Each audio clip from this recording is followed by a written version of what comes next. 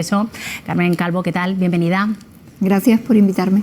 Bueno, estamos, Carmen, a muy pocos días para esas celebraciones esperadas del 8M. ¿Cómo llega usted a esa cita?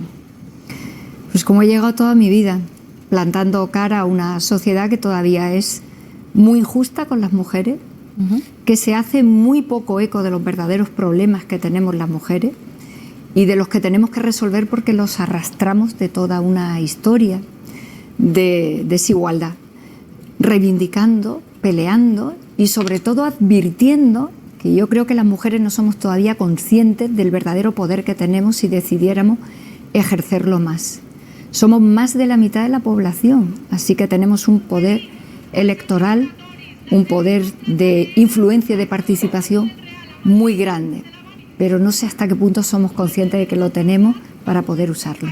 Ese sería uno de los retos, intuyo, leyendo entre líneas, pero ¿qué retos tiene ahora mismo por delante el feminismo? Porque se sigue hablando de esas conquistas pendientes, techo de cristal, luego lo comentaremos, desigualdad en muchos ámbitos, en el reparto de tareas, incluso en las relaciones de pareja, relación laboral, retos por delante.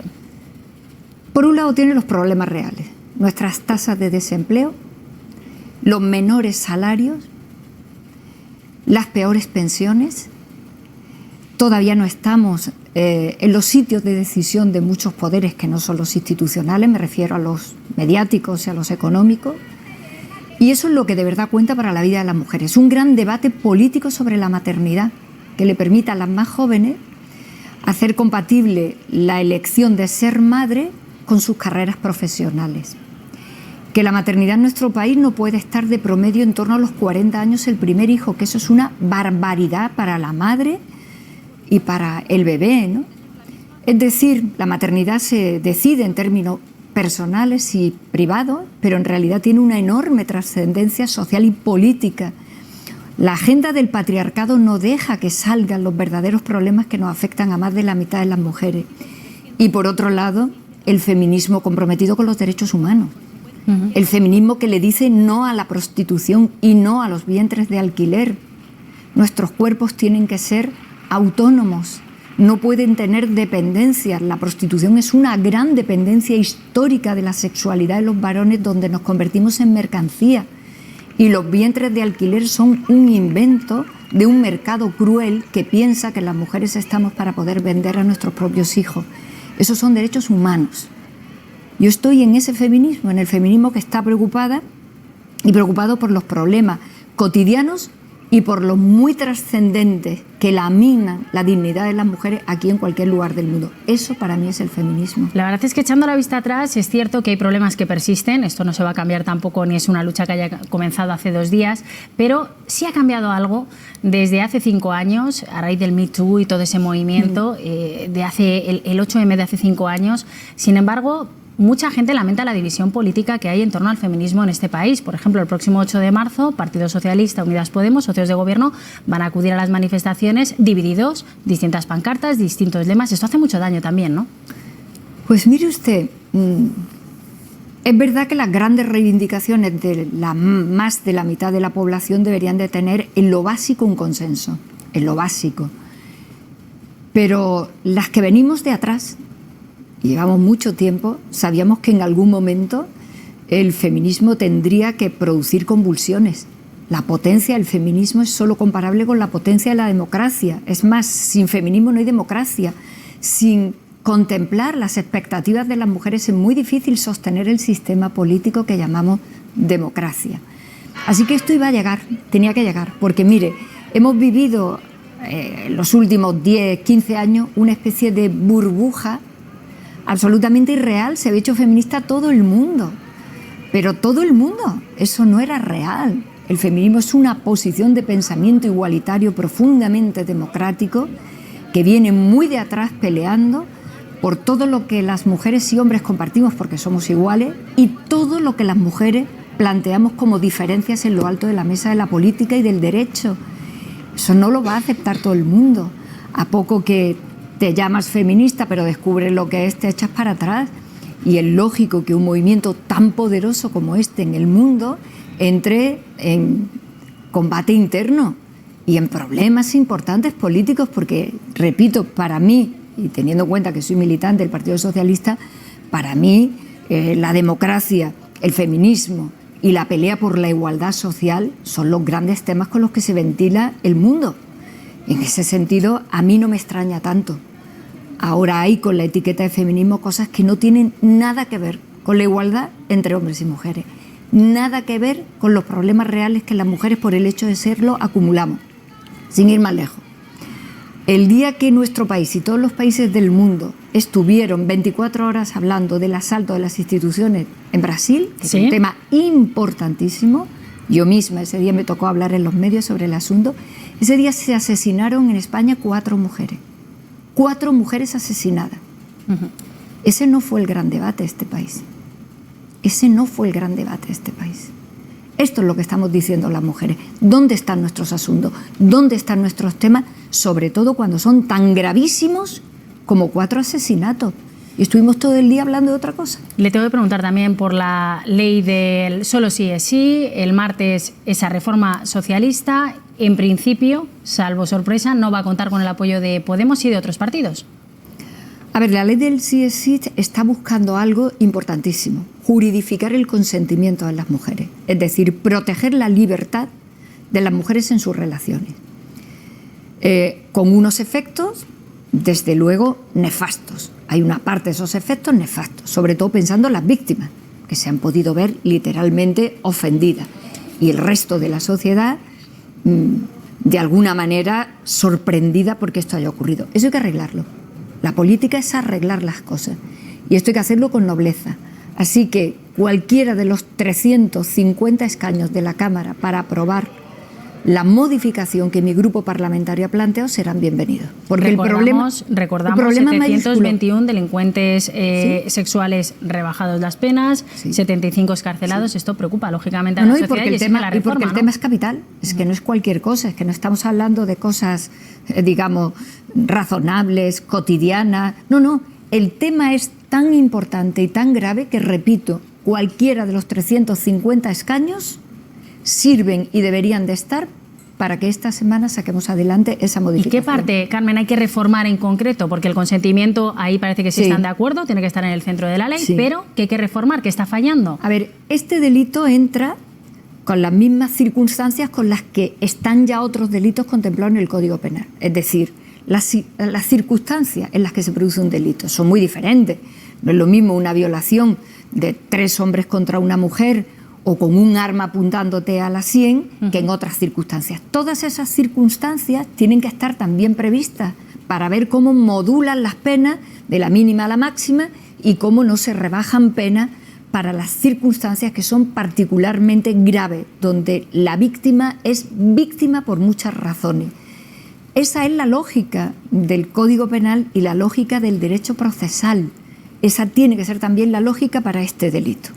Cuando entre en esa lógica, que es la propuesta que nosotros hacemos de reforma, las penas serán otras, no se rebajarán penas y las circunstancias con las que se produzca el delito también tienen que ser contempladas. Nada que ver con esa dificultad que hemos tenido las mujeres aquí en cualquier lugar del mundo de probar nuestra libertad. Nada que ver, no es un retroceso, es un avance absolutamente colocado en el espacio donde el derecho penal tiene que reaccionar muy gravemente con delitos que son muy graves. Es decir, la modificación que proponemos no nos devuelve a la manada en absoluto. No, entiendo que cada partido tiene todo el derecho del mundo a hacer su comunicación como quiera, pero no nos lleva a ningún sitio del pasado, nos sigue llevando a un sitio de presente y de futuro, que es fortificar las penas en delitos como el de violación, que son muy graves y que además se pueden ver abrogados por circunstancias en las que otros delitos también se ven. Y que se haga cuanto antes para no seguir beneficiando a delincuentes sexuales, ¿no? Le quería preguntar también lo más rápidamente posible, teniendo en cuenta que algún partido político decidió que no fuera por la vía de urgencia y hemos tenido que tardar alguna semana más. Le quería preguntar también por la ley trans, una ley que usted se abstuvo, tuvo que pagar esa multa, 600 euros, creo que es, bueno, por conciencia se abstuvo. Además, es una ley que en su tramitación usted ya denunció que, bueno, que le preocupaba, ¿no?, previamente, que a lo mejor esa falta de consentimiento médico por parte de los padres, de conocimiento, estamos hablando del cambio de sexo en menores y a veces, incluso en casos, por ejemplo, 6 países europeos tienen leyes de autodeterminación de género y bueno, algunos están dando marcha atrás, caso de Reino Unido, el caso muy famoso de Keira Bell, caso, por ejemplo, de Suecia, ¿no?, también están retrocediendo. Sí, es que es un asunto jurídicamente muy complicado y ética y políticamente muy complicado también. Primero, en lo que afecta a menores. Yo creo que proteger a los menores está por encima de todo. Y protegerlos significa conducirlos hasta la mayoría de edad con acompañamiento, con asesoramiento, antes de que tomen decisiones que luego pueden ser muy irreversibles y muy graves para su vida. Esto a mí me preocupa. Y luego me preocupa que por enésima vez en el siglo XXI se ponga en cuestión qué somos las mujeres. Las mujeres llevamos toda la historia aguantando que se diga lo que nosotras somos. Nos dijeron que éramos casi esclavos, no éramos seres completos. Se nos dijo que no teníamos alma, se nos dijo que nuestra capacidad intelectual estaba vinculada solo a la maternidad y cuando pensábamos que ya éramos ciudadanas de las democracias se nos ha vuelto a decir qué es lo que somos y lo que no somos. El sexo existe y naces con él.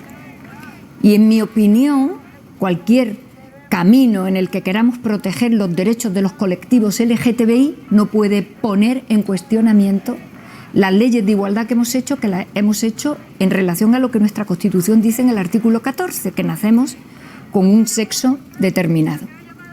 A mí todo esto me parece que es un debate que había que haberlo hecho con mucha más calma en el tiempo, que otros países han tenido que revertir decisiones y yo decía, bueno, pues no tengamos que hacerlo nosotros y en cualquier caso me parece que las mujeres tenemos todo el derecho del mundo a no tener que volver a dar ninguna explicación por cuál es nuestra identidad cuando nacemos mujeres. Y yo creo que en ese sentido he hecho lo que consideraba que tenía que hacer. También comprendo que la disciplina en los grupos tiene que existir y que me la tenían que aplicar.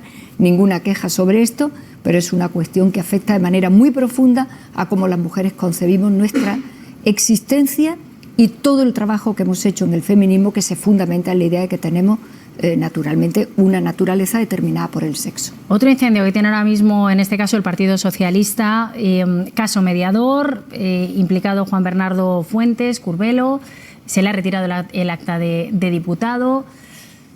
Bueno, estamos a pocos meses para las elecciones y el caso mediador, pues estamos escuchando testimonios de empresarios, de implicados, del propio mediador. Esto está salpicando, haciendo mucho daño al Partido Socialista.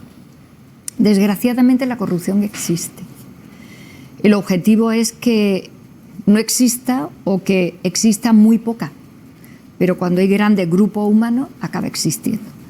Lo digo en un país donde el partido político que lleva una semana dándonos lecciones a los socialistas está cuajado de casos de corrupción. Lo nombro no porque a mí me parezca que la fórmula es y tú, y tú, y tú. A mí me parece que la fórmula para tomarnos en serio que la corrupción no exista en la política, porque no debe existir, primero por el daño que hace a la noble actividad de la representación de los ciudadanos y de estar en las instituciones, sino porque además nos roba literalmente a quienes somos gente honesta y trabajamos con vocación de servicio público el trabajo que hacemos.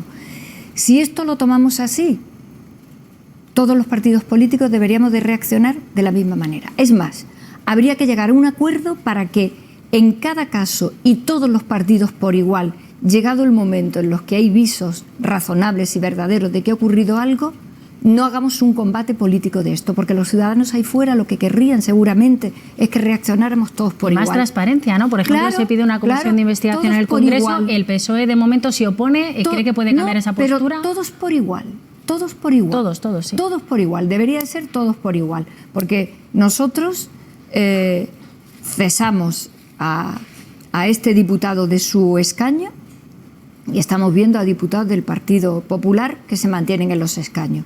Repito que a mí la fórmula no me parece que tenga que ser tú y yo y tú y aquel. Me parece que hay que prevenirla, hay que ser contundente y que quizá lo que tendríamos que hacer es reaccionar todos con las mismas reglas de juego, las mismas. Y cada quien que sepa que esto daña no solamente el que lo ha hecho, que si ha cometido un delito se las va a ver en los tribunales y con el Código Penal, pero que daña a la inmensa mayoría de los cargos públicos de este país como de cualquier otro país, que somos gente con vocación de servir, gente honesta, que trabajamos por nuestro país y que nos roban desde el punto de vista ético el trabajo que hacemos. Hace un daño indudable a la política, a los políticos, a las instituciones y a la sociedad. Por lo tanto, yo se lo propuse el otro día en medio en el que estoy cada semana, propuse, no, en vez de hacernos esto uno al otro, vamos a tomar una decisión, todos por igual. Cuando ocurra esto, y esto, y esto, y esto, todos los partidos con representación en las Cortes Generales tienen que hacer esto, esto y esto. Si lo hiciéramos, los ciudadanos dirían que estamos dispuestos a ir en serio a que esto no ocurra. Desgraciadamente, la corrupción existe, porque existe la propia naturaleza humana, hace un daño terrible y creo que nos lo deberíamos de tomar de manera unánime. No cada partido una fórmula diferente, sino tal vez todos de manera unánime. Llegar a un gran acuerdo que de esta manera mandaría un mensaje a quien se le esté ocurriendo ser corrupto en un cargo público. Y no como un arma arrojadiza. Quería preguntarle también por un caso de esta semana, caso Ferrovial. Hemos escuchado reacciones de todo tipo. Desde el Gobierno, Unidas Podemos y Partido Socialista no comparten esta idea de que se vaya a Países Bajos, que traslade su sede social. Me gustaría también saber su opinión, si cree que puede haber un efecto llamada o no, y los calificativos que estamos escuchando, sobre todo por parte de dirigentes de Unidas Podemos, muy fuerte contra los empresarios, o señalando, dice el PP, también el propio Pedro Sánchez, nombre y apellidos a empresarios. A ver, si la libertad es esto, no lo tenemos que pensar. Si la libertad es que tu empresa haya funcionado durante mucho tiempo con recursos de los ciudadanos que pagamos con nuestros impuestos, para que en un determinado momento, por conveniencia empresarial, decidas que te vas a otro lugar donde seguramente vas a tener más beneficios, pues creo que no hace falta ponerle adjetivo, creo que es evidente lo que eso significa. Mire, lo que no podemos funcionar en un país como el nuestro es cuando el mundo empresarial tiene problemas, ponemos recursos públicos. Y cuando se trata de obtener beneficios, no tenemos sentido de responsabilidad colectiva por nuestro país. Yo he formado parte de un gobierno en el que se han puesto en ERTES miles y miles de millones de euros, casi 30.000 millones de euros para proteger empresas y para proteger el trabajo en la pandemia. Si quienes están al frente de esas empresas no son conscientes de lo que eso significa como ética de un país para ir todo de manera solidaria, es que estamos desbarrando. Yo no comparto que el mercado dentro del mundo capitalista tenga que funcionar exclusivamente a beneficio máximo, porque a beneficio máximo se rompe la cadena del grupo, se rompe la cadena de la solidaridad. Porque con los impuestos nuestros, de las nóminas, de las que tiene usted y de las que tengo yo, y del trabajo de las pequeñas empresas, de los autónomos, se hace circular muchos recursos para que España sea el gran país que es y la gran democracia que es. Y eso merece un respeto. Y a mí me parece que una decisión de esta naturaleza no respeta en absoluto lo que este país ha conseguido en 45 años saliendo de la dictadura.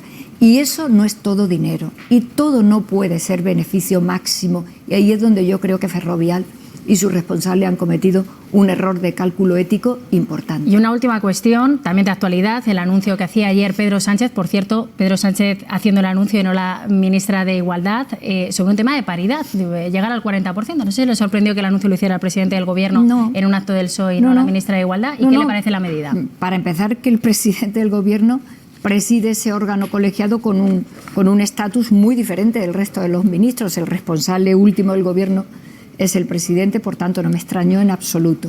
Pues porque eso afecta a varios ministerios. Eso no es un área competencial exclusiva del Ministerio de Igualdad. Por un lado es la transposición de una directiva europea que España tenía que transponer y que me parece que es un acierto. Por cierto, en este asunto, en el que yo he trabajado mucho en Europa, en un momento determinado se le pidió a la propia Angela Merkel que Alemania apoyara la idea de obligar a las empresas privadas a la paridad del 40-60, que es lo que hace muchísimos años decidimos las feministas en Atenas, por cierto, la democracia paritaria. Nunca más del 60, nunca menos del 40 de los dos sexos. Y sorpresivamente, porque Merkel nunca tuvo un gran perfil feminista, sorpresivamente el final de Merkel fue muy cercano a decisiones feministas. Fue Merkel la que decidió que esa directiva salía adelante. Es muy interesante que nosotros la vayamos a incorporar y es muy interesante que la vayamos a expandir a otros lugares, porque mire usted, las mujeres tenemos derecho a estar cuantitativamente en la mitad de todo, pero eso no es feminismo, eso es justicia, eso es democracia. ¿Para qué queremos estar en la mitad de todo? Para con el tiempo tener capacidad cualificada de influencia, y por eso muchas mujeres decimos, no es solo estar, es quiénes están y para qué están. Así que esto es un gran paso para este país. Con esa frase lo dejamos, Carmen Calvo. Un placer tenerla aquí en directo este domingo en el canal 24 Horas y veremos lo que da de sí el próximo 8 de marzo. Gracias, Jorda. A usted. Y en este momento, 12:56 de la mañana.